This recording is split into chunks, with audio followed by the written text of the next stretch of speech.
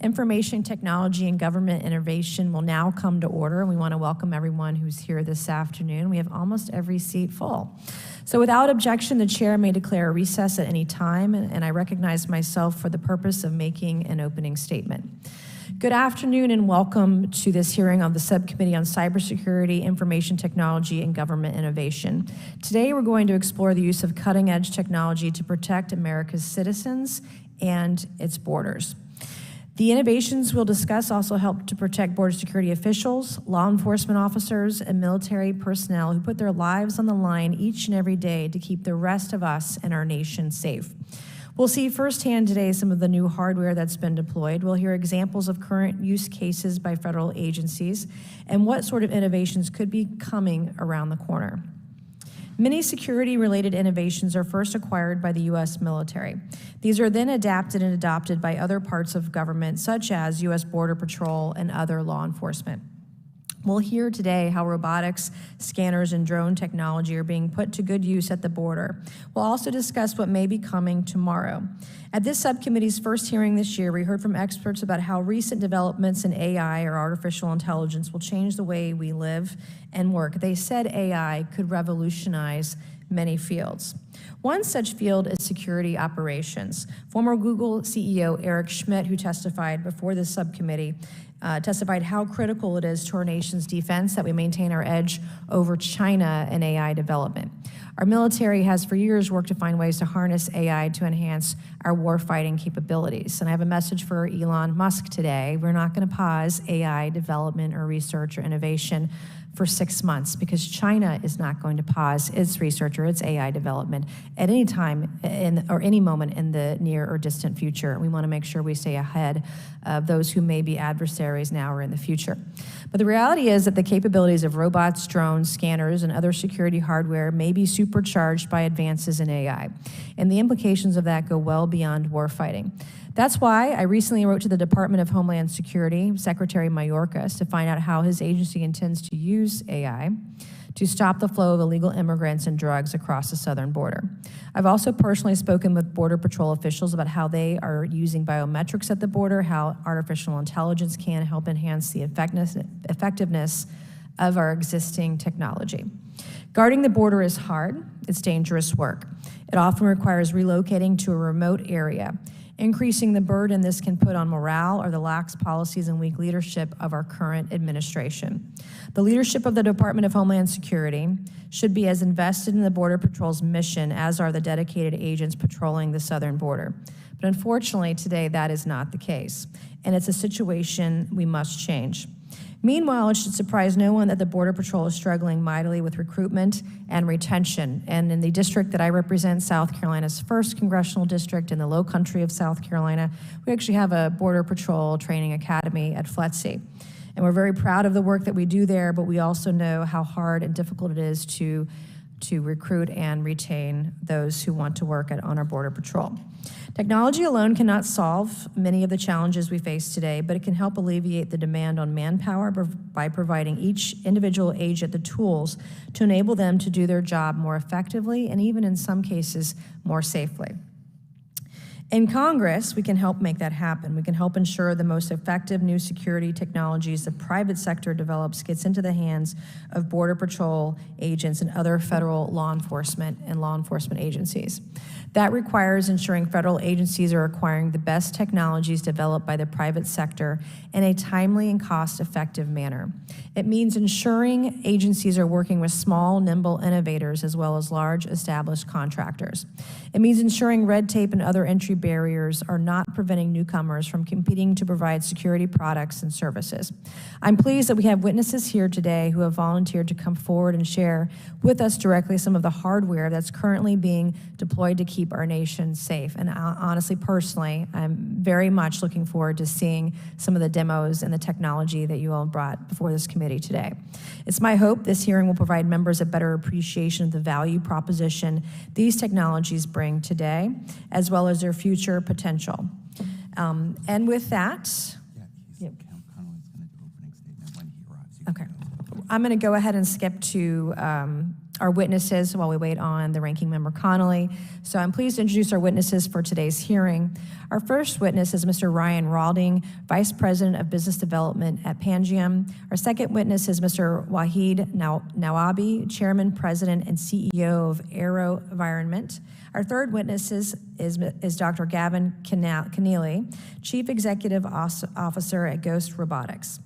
Our fourth witness is Dr. Benjamin Boudreau, Policy Researcher and Professor of Policy Analysis at the Pardee Rand Graduate School at Rand Corporation. We welcome everyone here today, and we're pleased to have you this afternoon.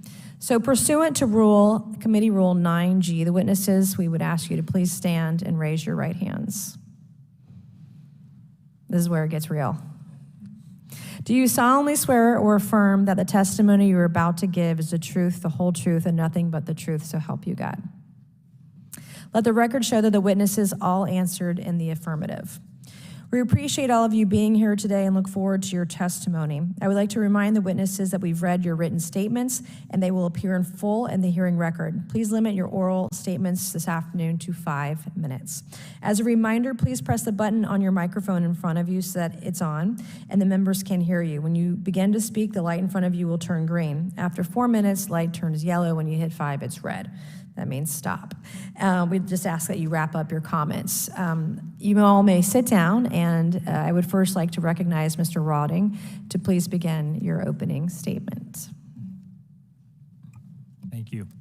Chairwoman Mace, Ranking Member Connolly, and distinguished members of the subcommittee, thank you for the opportunity to appear today on behalf of Pangiam to discuss cutting-edge technologies to keep America safe. My name is Ryan Rawding, and I'm Vice President of Business Development at Pangiam, a trade and travel technology company. Before my tenure at Pangiam, I served as a CBP officer within the Office of Field Operations for 13 years, with a significant portion spent at CBP's National Targeting Center. During my time at the NTC, I drove many of the requirements and multiple targeting and vetting systems, including the implementation of facial recognition. I collaborated closely with foreign counterparts across the globe and established NTC's Foreign Encounter Team. I am here today on behalf of Pangiam to share with the subcommittee my views and experience of how CBP has leveraged emerging technology in identity resolution in response to U.S. Border Patrol's recent migrant surge, resulting in the creation of the mobile intake application. In the summer of 2021, the U.S. experienced a significant rise in apprehensions at the southern border, surpassing over 250,000 in the December of 2022 alone. This surge has hindered Border Patrol's ability to identify and rapidly process individuals encountered between the ports of entry. Prior to the introduction of mobile intake, Border Patrol agents in the field relied on a manual process to document encounters. This resulted in a lack of immediate identity resolution and threat identification, led to data integrity issues and time wasted in duplicative efforts between field and processing agents. To tackle these challenges, CBP collaborated with Pangiam to develop the mobile intake app. This innovative solution harnesses facial recognition technology, enabling Border Patrol agents to biometrically enroll migrants using their government-issued smartphones at the point of encounter. Mobile intake utilizes AI and computer vision to capture the subject's face and leverages optical character recognition to extract biographical information from documents and track migrants' properties. The captured photo is then cross-verified against previous CBP encounters, allowing agents to confirm the identity and access prior apprehension data. The app also allows agents to identify and track families from the point of encounter, assisting with family unification. Since January of this year, field agents are instantly alerted if the enrolled individual has a record on a government watch list, providing an additional layer of security to those agents. Once a group has been captured through the application, the agent can update the geolocation for accurate tracking, then submit the data package for instant ingestion into the Border Patrol case processing system. In the event the agent is in rough terrain and without connectivity, a peer-to-peer functionality exists in that the agent can pass the data package from one device to another via secure Wi-Fi, so the transporting agent can submit the group once connectivity has been reestablished. These proactive approaches enable the receiving station to anticipate arrivals, efficiently allocate resources, expedite processing, and ensure proper care for individuals within CBP custody. The success of mobile intake is attributed to the strategic approach led by Border Patrol and the Office of Information Technology with its contracting staff. Comprehensive requirements were accurately defined through active engagement with the frontline field operators and subject matter experts. Following commercial best practices, we developed a minimal viable product to CBP after 120 days of active development in March of 2022. It has since been expanded to all Border Patrol sectors with over 13,000 agents using the application to enroll more than 750,000 migrants to date. As you can see, the mobile intake app delivered notable advantages for Border Patrol. It enhances agent safety through identity resolution and safeguards migrants by keeping families intact and identifying potential threats. As countries in Central and South America strengthen their border security measures and establish identity verification processes, manual collection methods have presented the same challenge that Border Patrol has previously faced. One potential solution is to provide foreign governments with a biometric enrollment capability, such as the mobile intake app, in return share this information back with CBP for advanced screening of northbound migrants. In closing, Chairman Mace, Ranking Member, and esteemed subcommittee members, I am grateful for the subcommittee's attention to the significant potential that these technologies hold for improving border security, and I look forward to your questions today. Thank you, Mr. Rotting. I would now like to recognize Mr. Nawbi to please begin your opening statement. Chairwoman Mace, Ranking Member Connolly, and distinguished members of the committee. I'm Waheed Nawbi, Chairman, President, and CEO of AeroVironment, Inc. We are a 52-year-old technology company publicly traded on the NASDAQ. I was born and raised in Afghanistan. As a 14-year-old teenager, I escaped Afghanistan with my 3 younger sisters, traveling for 2 months from Kabul, Afghanistan, through Pakistan to New Delhi, India. We were reunited with my parents in New Delhi. I legally immigrated to the United States at age 15, became a U.S. citizen, and started a new life as an American, learning English, finishing high school and college, becoming an electrical engineer. I'm an example of a legal immigrant who pursued the American dream. I feel a personal obligation and consider it my duty to help improve the security of our nation and defend our values not only in the United States, but around the globe. I'm grateful for the opportunity today to represent the 1,300 employees of AeroVironment and discuss with you our current and future vision of intelligent robotic systems and how they will enhance our safety and security. AeroVironment's robotic systems enable the success and assure the safety of government and commercial customers. We are a global leader in unmanned aircraft systems, unmanned ground vehicles, loitering munition systems, and high-altitude pseudo-satellites. We are a large supplier of unmanned systems to the United States Department of Defense, providing products to all the military services and U.S. Special Operations Command, as well as the U.S. Department of State, Justice, and Homeland Security. Additionally, our small unmanned aircraft systems are employed by more than 50 allies around the globe. We have over a dozen facilities across the country. All our products are manufactured in the United States, except our unmanned ground vehicles, which are made in Germany. In 2021, AeroVironment celebrated its 50th anniversary. Over the last half-century, we've been innovation pioneers, pushing the boundaries of what is possible and delivering advanced solutions to support our government and commercial customers. In the 1980s, AeroVironment created the first portable hand-launched drone for information collection and transmission.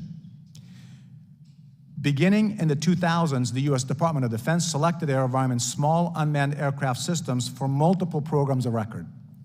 In 2021, AeroVironment developed critical components for the Mars Ingenuity helicopter, the first powered aircraft flight on another planet, and the 2021 Robert J. Collier Award winner for the greatest achievement in aeronautics or astronautics in America. Most recently, and over the last year, AeroVironment's innovative solutions have helped Ukraine defend itself from Russia, providing critical intelligence, reconnaissance, surveillance, and precision strike capabilities. AeroVironment's products are not only critical on the battlefield, but also greatly enhance domestic capabilities such as law enforcement, border patrol, and natural disaster relief.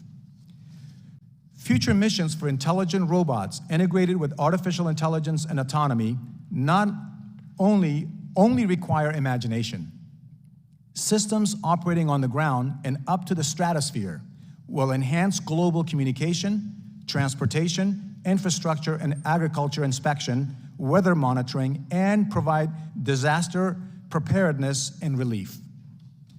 Our solar-powered high-altitude pseudo-satellite can provide a global broadband telecommunications network, weather monitoring for organizations such as NOAA and FEMA, as well as space domain awareness. Powered entirely by solar arrays, it is designed to stay aloft for up to 6 months in the stratosphere. Government and commercial customers are only just beginning to harness the potential of this revolutionary and cost-effective capability. AeroVironment continues to develop unmanned systems with computer vision and machine learning capabilities which can navigate autonomously on its own, sense, analyze, and identify items of interest, reducing operator workload and increasing situational awareness and safety. We constantly evaluate and integrate new capabilities into our current and future products to assure we stay ahead of our competitors and our nation's adversaries. I'd like to share a short video showcasing a few of our current and future systems employed by our government and commercial customers. And if you don't mind, please play the short video. This is our Puma system that you see on the right side, displayed here on your left hand, that can be launched off. This is our stratospheric solar airplane that takes off from a runway in Spaceport, New Mexico. It has a wingspan that's longer than an Airbus A380. It goes up to the stratosphere and stays there for 6 months at a time. And it can do all sorts of missions. Our ground robots are used for EOD purposes. The Capitol Hill Police uses them here in the Capitol Hill district. And then, of course, our object identification and computer vision can identify very specific objects in very cluttered, large swaths of imagery. You can give the computer that image and it will find out Waheed Nawbi in that very cluttered space. So thank you again to the committee for the opportunity to be here today. I invite each of you to visit AeroVironment's facilities across the country, and I welcome your questions. Thank you, Mr. Nawbi. I would now like to recognize Dr. Kenneally to please begin your opening statement. Chairwoman Mace, Ranking Member Connolly, and members of the subcommittee. Thank you for the invitation and the opportunity to testify before the Cybersecurity, Information Technology, and Government Innovation Subcommittee. My name is Gavin Kenneally, and I'm the CEO of Ghost Robotics, which I co-founded with CTO Avik Dey in 2015. Avik and I met while completing our PhDs at the University of Pennsylvania and started the company based on our shared commitment of creating highly responsive and agile legged robots for real-world applications.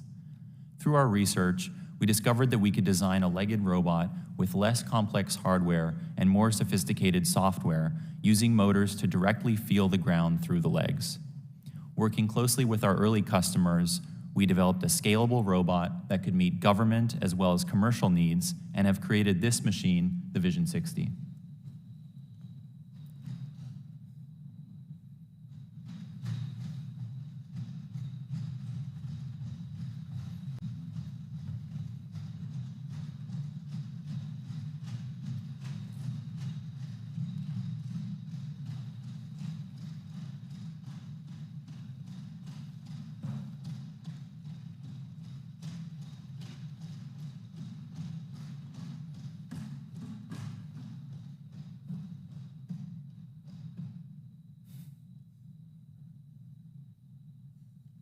Thank you very much, Michael.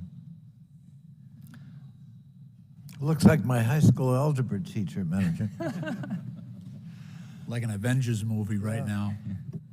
Our robot is able to overcome more challenging terrain than similarly sized wheeled or tracked machines. It can move on rocks, sand, hills, ice, and snow, and can climb up and down stairs. If a robot falls or gets knocked over, it can even operate upside down or can right itself to complete the mission. The Vision 60 can operate in austere environments from -40 to 130 degrees Fahrenheit.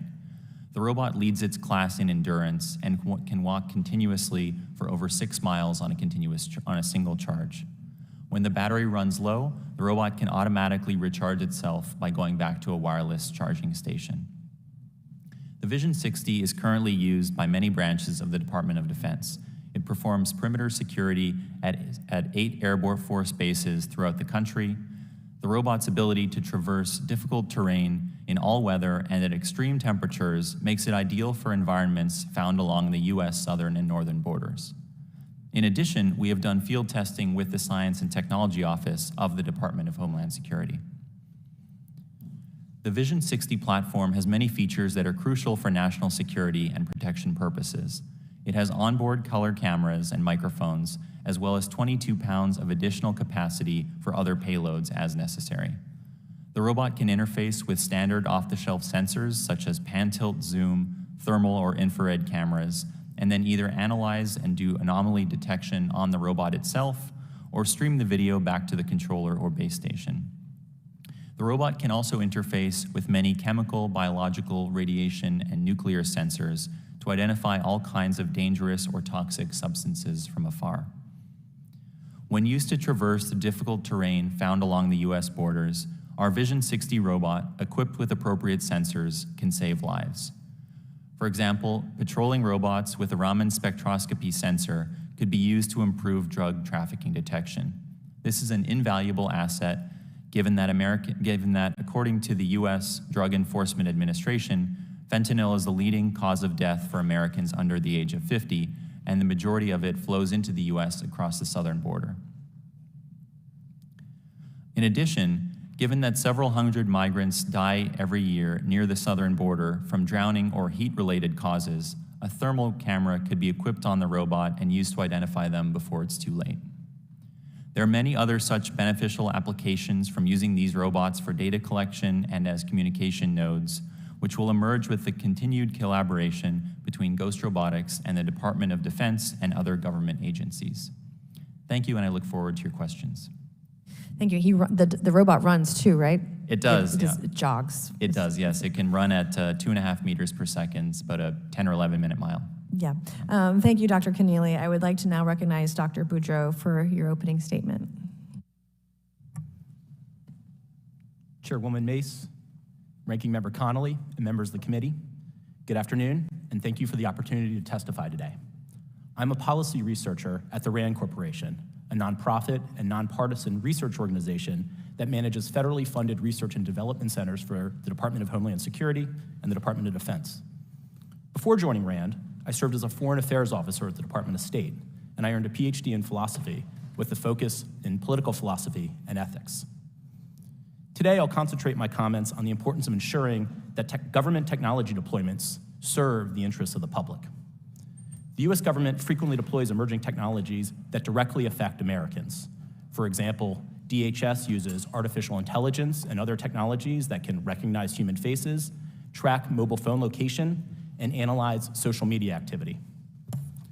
These technologies are purported to bring a variety of benefits to government missions, for instance, by increasing the speed and accuracy of decision-making, such as in the Global Entry Trusted Traveler program. However, the potential of government use of emerging technologies to keep Americans safe is subject to several important considerations. This includes an accurate assessment of the benefits and risks of the technology, and the public's trust that these rapidly advancing technologies are used responsibly. Key stakeholders, such as members of Congress from both parties, technology companies, and AI researchers, have raised concerns about government use of emerging technologies. These concerns include risks that government applications violate privacy and civil liberties, exacerbate inequity, and lack appropriate transparency and other safeguards. An essential element to help ensure that government use of technology serves the public interest is to better understand the public's perception of their use.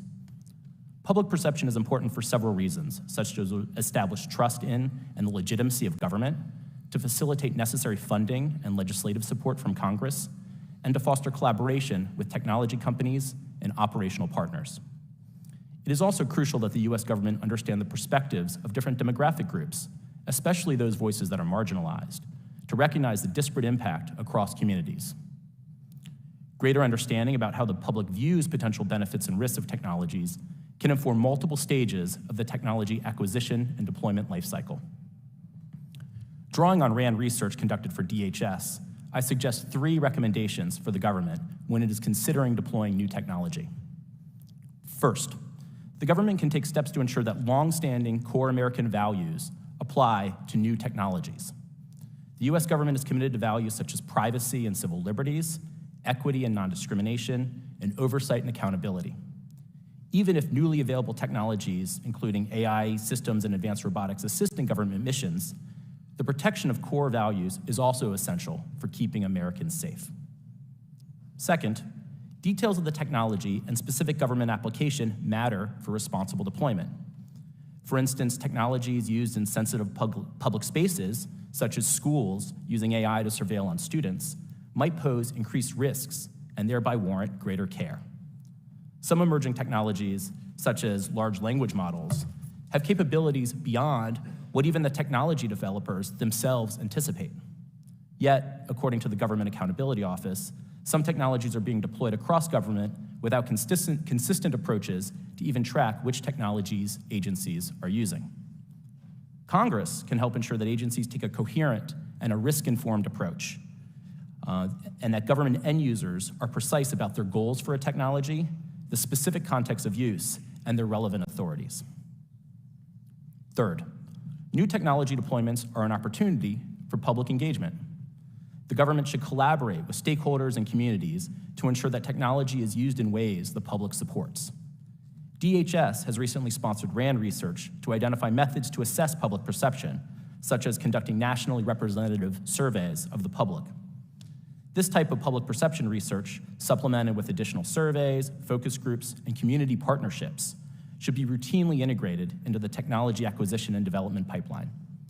This will help the government anticipate potential issues, engage affected communities, and build the public's trust. I thank the committee for this opportunity to testify, and I look forward to your questions. Thank you, Dr. Boudreau. We've just been called for votes, but my esteemed colleague from Virginia wants to give a brief opening remark, so I will recognize Mr. Connolly. Thank you, Madam Chair, and thank you to our panel for being here today. Yeah. I will be brief. You and I have agreed that we'll have a conversation offline, but I want to remind the chair that our first discussion about the future course of this subcommittee was in February in Munich. The chair indicated to me she had 17 hearings planned, and I indicated I would be supportive.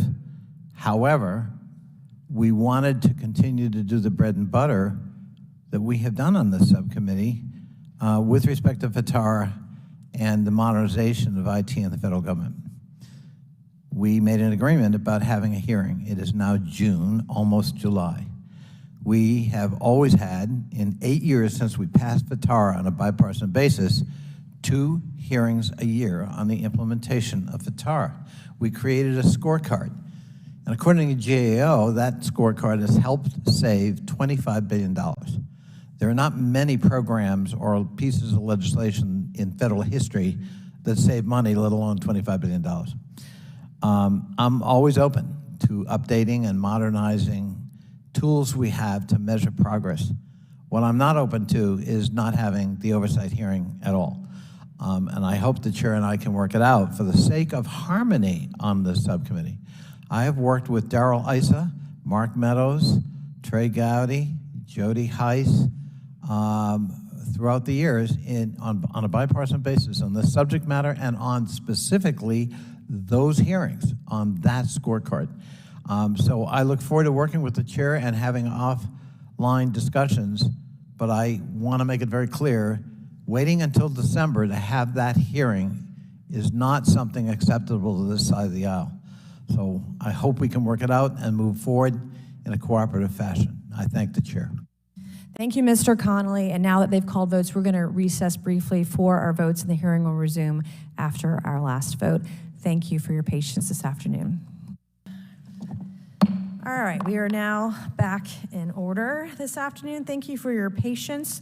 We will reconvene, and I would now like to recognize myself for 5 minutes to ask you gentlemen a few questions this afternoon. I would like to first start with Mr. Nawbi, talking about AI and currently the role that AI plays on your company's unmanned drones and unmanned ground robots, et cetera. What sort of role does AI play? How do you anticipate AI now and in the future playing a larger role in these types of technologies? Ms. May, so the AI is a pretty broad set of capabilities and spectrum of, imagine the most elementary capabilities all the way to the very complex missions. You could argue that today, even in the last decade, we've had some level of autonomy built into our drones. So in most of these drones that you see, they're not, the operator or the pilot is not manually flying it most of the time. Most of the time, the pilot is basically telling the UAV to go from here to here on a map by just touching on a tablet.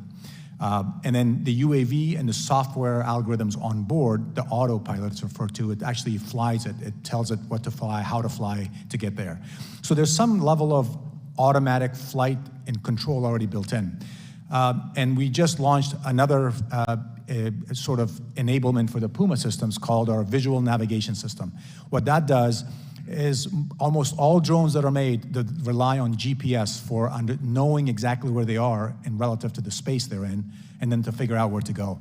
So in examples such as in Ukraine, where there's a lot of jamming, you can't really rely on GPS. So the module that we just launched as an enhancement, it has algorithms in it that allows the sensors on board the drone to figure out where it is without having any GPS signals at all. And so that's another level of intelligence and autonomy that's built into it. The video that I showed that showed a picture of a huge bay or a large swath of land, there are algorithms that we've developed that can actually recognize a specific object or asset, whether it could be a tank or a ship. You can even specifically tell it to look for a Russian tank or a specific object that you like. And so that level of AI and capability keeps becoming more and more prevalent and more out there, and those are the things that we're working on. So I see for the next several years to decades, these capabilities to keep getting better and better, and more features and capability will be adopted and provided to our customers. And then my second and probably last question, because I have about 2.5 minutes left. I'd like each of you to spend 20 or 30 seconds, and that's a very short period of time, and it's a loaded question. But there have been a lot of concerns about AI and technologies, robotics, et cetera. There are some people that would see the robot dog, as I'm going to call it, and think that that might be utilized even, years from now, not anytime soon, against them. And so, thinking about some of the concerns, whether it's data security, cybersecurity, the advent of AI is moving technology and cybersecurity threats in rapid pace. So just some really high-level thoughts in 20 to 30 seconds, sort of how do we prepare ourselves for that future? What are your concerns? How are we addressing those concerns, et cetera? Mr. Rotting.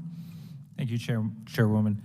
In my experience, I think employing a lot of supervised machine learning models where in the Customs and Border Protection space, the computers and the machines are not ultimately making the decision, but they're giving risk-based scores where the agents and officers are able to ultimately make that determination. And then kind of staying within that public-private partnership with academia, the government, and its contracting staff to make sure that all privacy concerns are met so that the people feel safe while we're employing these technologies. Mr. Nawbi. Thank you, Chairwoman Mace. In general, all of our systems, we take cybersecurity and the security of our systems very seriously because it's a requirement by our customers, primarily for not only domestic applications, but also for military. One of the intentional decisions we made a long time ago was to develop a lot of our subsystems that go into these solutions all internally ourselves in the United States. So there's already a significant level of security built into the software, into the design of the UAVs, into making sure that we secure the system, that it becomes more and more secure. There are also some FAR clauses, the Federal Acquisition Regulations Act, that requires contractors such as AeroVironment to be compliant, and there's several clauses in the FAR that does that. In short, we take it seriously. We've done a lot of things in there, and we're going to continue to do a lot more. I think that what distinguishes us from a lot of other consumer players is this level of security and safety that we provide that is really going to make it a unique advantage for us and for a benefit for our customers. Thank you, and I've run out of time now. We'll come back if we can, a few minutes at the end, and then I would like to yield 5 minutes to Mr. Lynch. Thank you, Madam Chair. First of all, I want to thank our panel members for your willingness to come before the committee and share your expertise and help us with our work. Thank you for the presentations that have been brought forward here. We appreciate that. Mr. Boudreau, as the former chair of the Subcommittee on National Security, we've worked with the National Security Commission on AI and trying to anticipate the opportunities that might present to heighten our ability to protect critical assets, but also there's an opportunity here for our adversaries who are not bound by democratic institutions. They are not bound by the checks and balances and the way that we in this country value personal privacy and human rights. China has basically full spectrum surveillance of their entire population. Russia, as well, is in that league. How do we engage and get the most out of AI? And we're in a competition here, right? We're in a competition. We don't want to cede this space to China. How do we keep up with them, or maintain a lead in this area, and ethically do due diligence in terms of our obligation to protect privacy rights and democratic ideals? Thank you, Congressman, for that question. Yes, we are in this competitive dynamic, but I think it's important that we don't let this competition allow us to lose sight of our core U.S. values and core ethical commitments. This is a key part of the legitimacy of our government and the credibility of the U.S. military and our ability to operate globally. I think ethics and the responsible deployment of military AI systems is really part of the U.S. strength. This is what allows us to work in multinational alliances with our NATO and other partners. And so in this way, a responsible and ethical commitment to deployment is itself a type of force multiplier. It's also, I think, what will allow the U.S. government, including the Department of Defense and the Department of Homeland Security, to work with the technology company providers. A number of technology companies have themselves raised concerns about the responsible deployment of AI in a number of Homeland Security or international security contexts. And so I think it's important to ensure that the U.S. government maintains its commitment to ethical deployment of these technologies, to ensure that that partnership with technology companies will continue.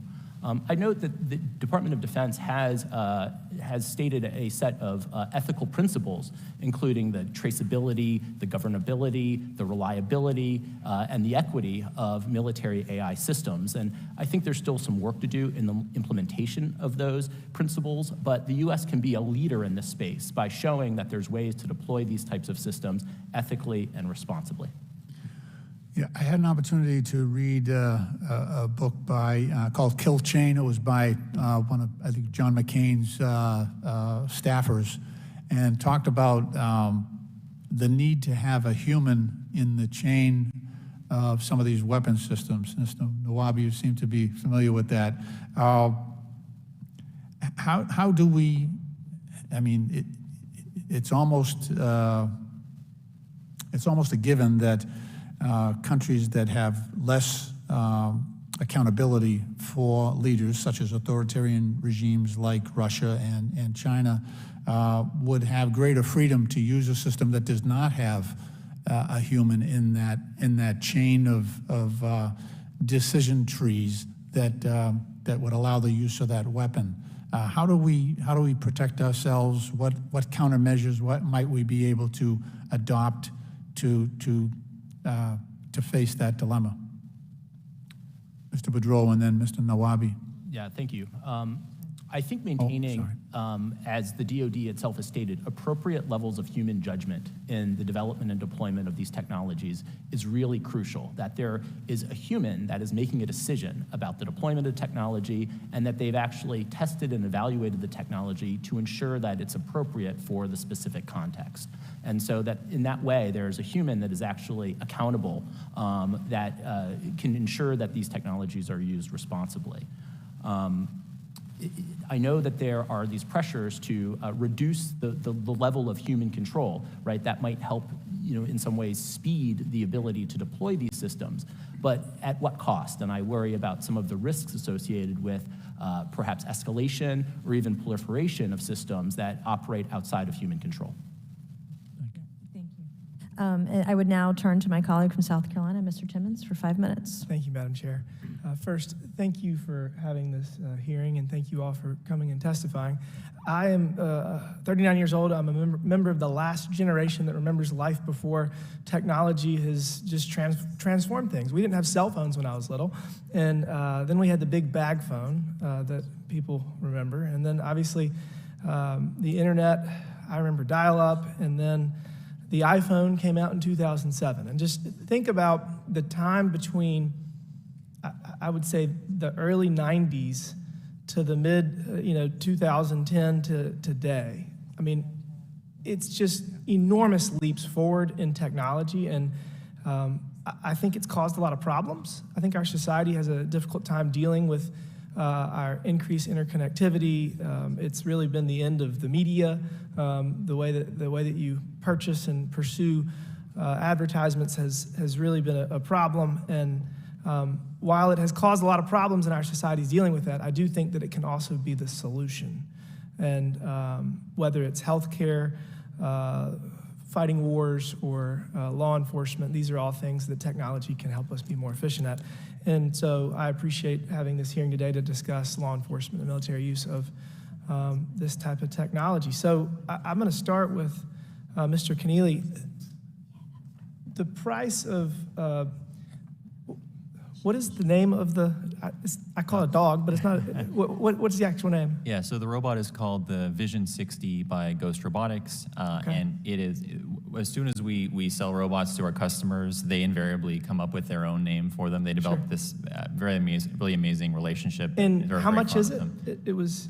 Yeah, so the robot's $165,000. Okay. Have you done the studies on how much a drug-sniffing dog or a bomb-sniffing dog costs? I don't have that information, off the top of my head, but those are also very significant investments that are made over time, and then there's always the consideration. It takes years to train, and then there's a service life, and there's food and shelter and care. I mean, Right. I have to think that it costs drastically more than that. So, and you can't really have a bomb-sniffing and a drug-sniffing dog. You have to have one or the other, and yours can do both. So that's a pretty incredible piece of technology.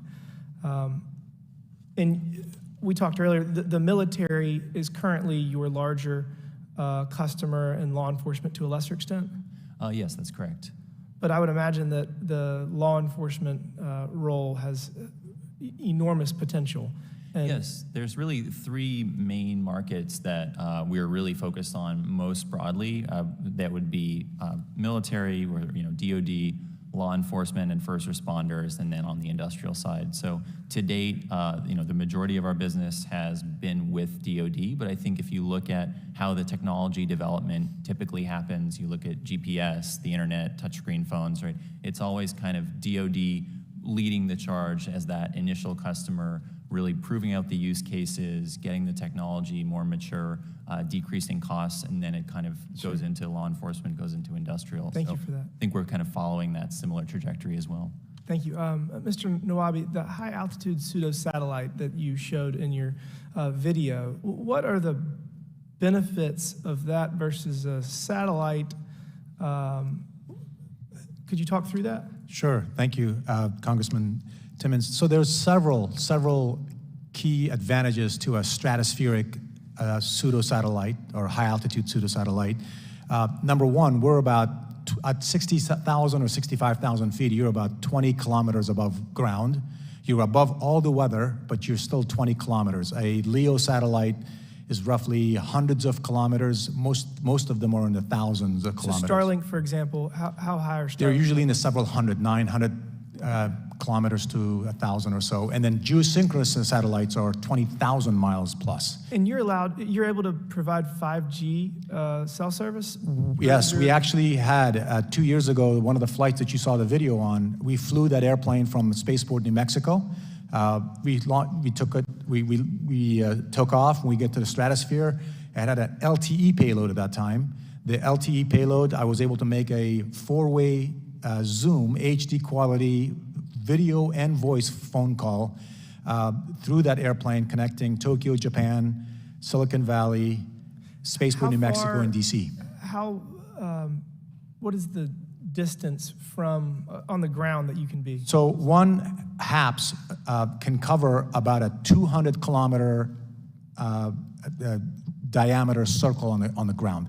It has both commercial applications for disaster relief, for hurricanes, for first response. We also has for communications. The main reason why we developed it was all for commercial applications, using our own commercial dollars, not government funding. How much is one of those? So these are experimental for this point, and the price points are going to be competitive with cell towers for most of the globe. Okay. Yeah. Well, thank you so much. Madam Chair, I yield back. Welcome. All right, I will now recognize Congresswoman Luna for 5 minutes. With 81,474 unaccompanied minors or single minors being encountered at the southern border this fiscal year and 193% spike in human trafficking during the 2021 fiscal year, we need to ensure that our Border Patrol agents have the technology and resources needed to secure our border, as well as address the human trafficking occurring. DNA testing and the collection of biometric data at the southern border ensures that there is a legitimate familial relationship between an illegal alien and the minors that they're bringing to the border. And under the Trump administration, ICE utilizes DNA testing at the southern border. Unfortunately, these contracts expired when President Biden took office. My question is for you, Mr. Rawding. I recently joined a letter led by Representative Mills regarding the Biden administration's failure to renew the familial DNA testing by CBP at the U.S.-Mexico border. In what ways has the use of biometric data coupled with DNA testing been used to address this crisis we have been currently seeing? Thank you, Congresswoman. My expertise would be more in the biometric collection with facial recognition of what's being deployed right now. I wouldn't be able to speak educatedly to the DNA process there. I'd have to defer you to CBP. But specifically with the application that we built and deployed across the southern border now that's being used by the 13,000 Border Patrol agents, when migrant families are encountered and those individuals are enrolled in the application we built has functionality to group individuals as family units together so that the agents can keep track of them throughout the process while they're there. Then single adult males could be adjudicated separately, and then when they're put into the processing centers, the data integrity stays with those individuals as they move through the cycle from initial encounter through the processing center to detainment to release. So we've closed those gaps there so that the data integrity from initial encounter stays there, and then they can build kind of models off of those different pieces to say from the human trafficking piece, has any individuals been seen over the course of time? So basically, as human traffickers, have they been encountered at the border, maybe traveled back down to Central and South America, and now we're seeing that individual as a recidivist hit, that they've been encountered with multiple groups over a short period of time. And that can really help the Border Patrol agents while they're interviewing those individuals. They have the most data with them in front of them, and they can adjudicate that and build that into their line of questioning, which frankly, Border Patrol and CBP is the best in the law enforcement community to do that.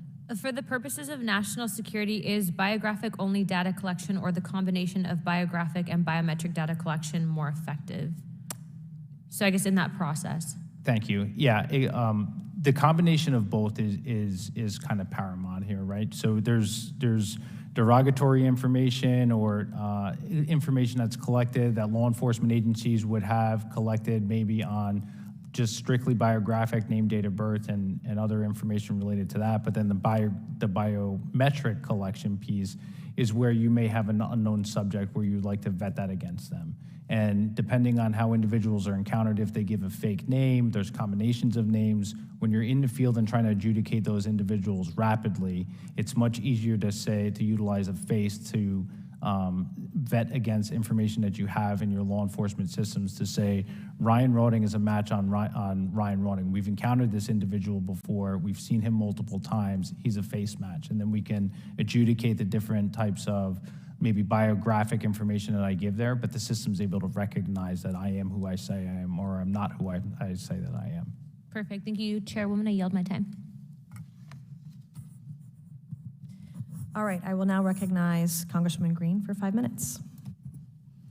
Thank you, Madam Chair, and thank you for coming today. I believe that technology and tools that each of you are presenting to our committee today are useful, and they're also useful to save lives, and I think that's what we're really interested in here. Thank you for the demonstration of the robot dog. That was really incredible, absolutely intriguing, and your video presentation is incredible as well. I also would like to talk to you all about the risk of cyber attacks. This is something that we experience not only in our government agencies, even small businesses and large corporations experience cyber attacks, which can be concerning, especially with technology like yours. And I feel pretty confident that all of you have worked very hard to prevent things like that from happening. Another thing that I would like to talk about today with each of you is that as the world progresses into stages that could be going to more wars, especially given the Ukraine and Russian war that's happening right now, I'd like to ask each of you how we can make sure that we prevent any types of technologies or robotics like this to ever be used as weapons against people. And I think that's extremely important. Again, it's not weaponizing technology we want to see happen ever. And I would like to see countries around the world make agreements to this, especially on emerging incredible inventions. We don't want them to see them turned into something that would kill people. But I'll start, Mr. Roding, and I'll go walk all the way down. Let's talk about cyber attacks. How can what steps can be taken to prevent cyber attacks? Thank you, Congresswoman. I'll speak specifically to the application that we have built being utilized by CBP. Our process adheres to all DHS and CBP privacy policies. So as they're building applications within the network, all the security protocols are in place to protect the government cell phones that the agents have, and then the software that there lies within them. Specific to some of the applications that we've deployed is we don't retain any of that information on the devices once the initial encounter has occurred and they've been and just to be mindful of everybody's time. Through the processing center. So we've set up those protocols in place to protect the devices and the application that we've built. Okay, thank you. Mr. Nawbi. Thank you, Congresswoman. In terms of cyber attacks, one of the things that we pride ourselves, we've been in this business for several decades, as you know, and we've supplied the U.S. government, all the branches, thousands of these systems. There's not been a single incident of misuse or a cybersecurity breach in our system so far. We take it very seriously. We invest a lot in it.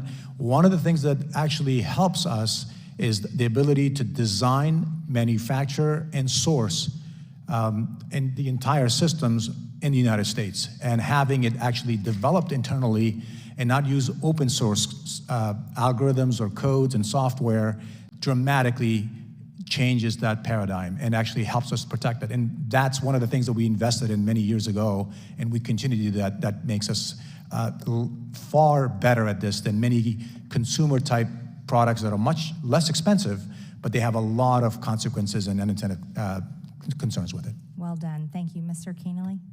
Yeah, thank you for that question. So the robot, the way we built it, effectively, it's a server or a computer on legs. And so we're able to use standard best practices to lock down the robot as much as possible using firewalls. And then because of the sensitive nature of our customers, we actually have all of the data that the robot collects is only stored locally. So it's a very much a lockdown system. And then to be extra safe, we've actually hired an independent firm to do pen testing, and they were not able to get into our system. So that's something we take very seriously as well. Okay, Mr. Boudreau? I agree that the risk of cyber attacks are significant, and that's why it's important to have good protections with respect to what type of data is being collected by these different surveillance systems, and safeguards that are implemented, such as some of the ones described, but also the government could play a role in instituting some of these safeguards throughout the technology acquisition and deployment process. Thank you. Okay, thank you. And time's up. Thank you, Madam Chair. Yep, I apologize. I would now like to recognize Mr. Langworthy for 5 minutes. Thank you, Madam Chair, and I'd like to thank all of our witnesses for being here today and extend a gratitude for your role that you all contribute to our nation's border security. We spent a lot of time talking about the southern border, and very rightfully so, but I want to spend a little time talking about our northern border today. New York's 23rd District borders Canada on Lake Erie and is roughly a 20-minute drive from the Peace Bridge in Buffalo that connects to Fort Erie. It's one of the most trafficked ports of entry on our northern border. And furthermore, across New York, we have a border that's experienced an almost 800% increase in illegal immigration in the Swanton sector alone. Mr. Nawbi, our northern border often reaches below zero temperatures and at times zero visibility with high winds and heavy snow. Just this past winter, reports of families freezing to death crossing the northern border stole some headlines. Do you believe that unmanned aerial systems technology could be effective in these conditions on the northern border? And if so, how so? Thank you, Congressman Langworthy. The short answer is yes. The Puma system that you see on my right, that is actually designed to be all environment. So it can fly, it has flown in Antarctica and the North Pole area and Alaska. It's flying currently in places like Ukraine, the Middle East, pretty much every continent around the world. And so the systems that we design, one of the things that's really unique about it is it's made for the type of environments and applications that our customers require us, primarily the U.S. military and our allies. And they need to work in very high temperatures, very low temperatures. They've got to be able to work in storms. That has to have sensors that can operate in those conditions as well. So the short answer is yes, they do make a big difference. And we invest quite a lot of R&D dollars, our own internal R&D dollars, to make sure that our systems are capable of operating in those environments. Thank you. Mr. Kenneally, under these same conditions, could robotics technology be used on the northern border? Yes, absolutely. Yeah, thank you for that question. So we also have built these robots very purposefully to go in environments that are incredibly harsh and hard for humans to traverse. So we're able to operate the robot down to minus 40 Celsius or minus 40 Fahrenheit, it's the same thing. And then as well as it's fully sealed so it can operate in all kinds of different weather conditions. We've also operated the robots. It can actually walk in up to 2 feet of snow. So we've developed systems such that even if the sensors are blocked by walking through a significant amount of snow, the robot's able to continue to make progress. We've done testing in snow. We've done testing on ice. We actually have special treads that we've developed for the robots for traversing ice as well. So it can actually not only walk, but it can run on sheet ice. So we've done a lot of that kind of development. And I think there are many applications where you can work in those very harsh environments and then do either linear inspection of rail or other infrastructure or vehicle inspection with the appropriate additional sensors at the border. So absolutely, yes. Thank you. And now I know both of your technologies need human operation, but could you see your technology having life-saving impacts on not only individuals crossing the border illegally in these conditions, but also for Border Patrol agents who may be in a situation where they have to risk their lives in these conditions? Yes, I think, basically the robots are able to collect more data and really provide more situational awareness. So it's really our belief that more data is just going to shed light on the situation and then help us understand what risks may or may not be there and eventually save lives. And thank you, Congressman. And yes, the U.S. Customs and Border Patrol has been our customer. They currently utilize our Puma systems. And there are lots and lots of very strong use cases and applications for using technology such as ground robots in combination with air robots or aerial UAVs to do border security, to perform it better, cheaper, and much more reliably as well. Excellent. I'm sure both of you have very up-to-date technology, but I know innovation doesn't stop once you have the product. Given the rapid rate at which technology advances and the slow speed in which the federal government works, do you fear that the government is not acquiring the most up-to-date technology? Congressman, that's a pretty broad question. I could share with you our experience. I do believe that the rate of innovation and technology is very much faster than the rate that the U.S. government in general acquires it and enables themselves with the capability. Probably this committee could do quite a bit to help in removing some of the challenges related to the acquisition process. Really, they are to some extent constrained, they meaning the agencies that need these systems, both in terms of funding, but also in terms of the speed of the process by which they are able to acquire and get those capabilities into their hands of their users. Thank you very much for your testimony, and I yield back, Madam Chair. All right, thank you, and I will now yield to Mr. Burleson for 5 minutes. Thank you, Madam Chair. I'm sorry I didn't get to see the awesome demo, but I can only imagine what you were demonstrating. But my first question is for you, Mr. Nawbi. Are the cartels using drones or any technology? Are you aware of their activity on the southern border? Congressman Burleson, thank you for that question. I am personally not aware of specific cases, although I do know in general that much more primitive and simpler drone technology has been reported to be used by Border Patrol, by drug cartels. The technology that we have is far more advanced in its capability, and to my knowledge, since we've been in business, it has not been in the hands of the cartels. And do they ever attack our drones? Not to my knowledge. Okay. Congressman. Mr. Kenneally, is that right? I'm sorry. Yes, it is. Okay, good. Got it. All right. My question for you is, a few House Democrat members reportedly wrote to the U.S. Customs and Border Protection last year expressing concerns about that robotic dogs could pose a lethal threat to migrants and Americans. How legitimate is that concern? Yeah, so the use case where, as I mentioned, we did some testing with Customs and Border Patrol, the use case for the robots at the border is really to collect data. So it's, as I mentioned, you can either look for illegal drug trafficking by adding appropriate sensors to detect for that, or you can have thermal or infrared cameras on the system, which will let you pick up humans or other animals, right, using those thermal signatures. And so the robot is really a detection system which will then actually be used to save lives, right? There's hundreds of deaths every year from people drowning or getting stuck trying to cross the border. And so more information along those lines, I think, could only be beneficial. Yeah, I'm glad. Thank you for correcting the record on that. This is a question for each one of you on the panel. You know, regulation stymies innovation. In your business or in your process of development, have you experienced any regulations that you could tell us about that stymie your innovation? And we'll just begin with Mr. Rotting. Thank you, Congressman.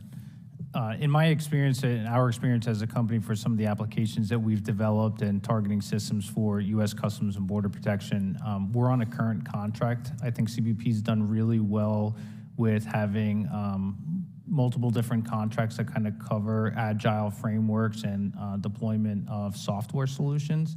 And that gives them the ability for us to come up with a concept to design and deploy something very effective to the frontline operators when they need it, rather than the stovepipes of some other potential procurement processes.